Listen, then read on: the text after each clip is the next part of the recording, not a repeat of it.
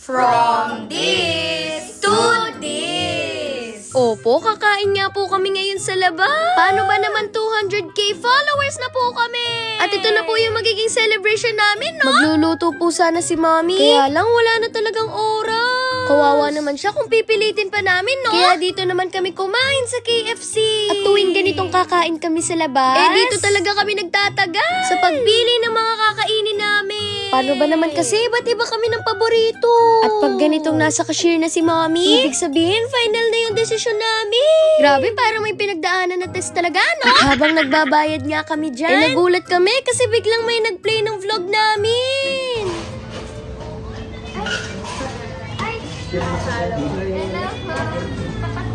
Opo, nakilala nila ako. At naka-follow din sila sa amin.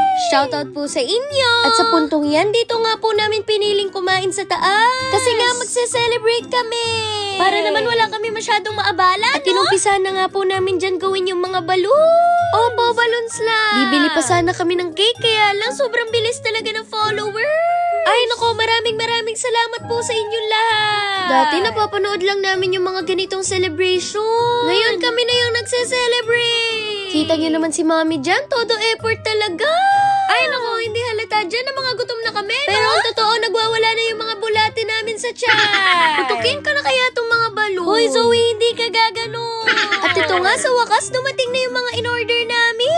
Hindi nga kami masyado umorder ng marami. Kasi sabi nila Mommy at Daddy, hapunan naman to, no? Hindi ko lang alam kung okay ba to sa kapatid kong si Zayo. At nung nakumpleto na nga yung mga in-order namin, at ito nga, kumain na rin kami kagad. Itadakimasu!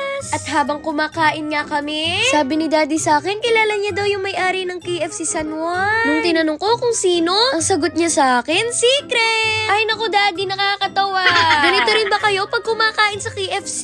Ginagawa niyo rin bang sabaw yung gravy? Ay naku Zoe, gravy naman yan. At speaking of gravy naman sa lamig yung napwestuhan ko dito.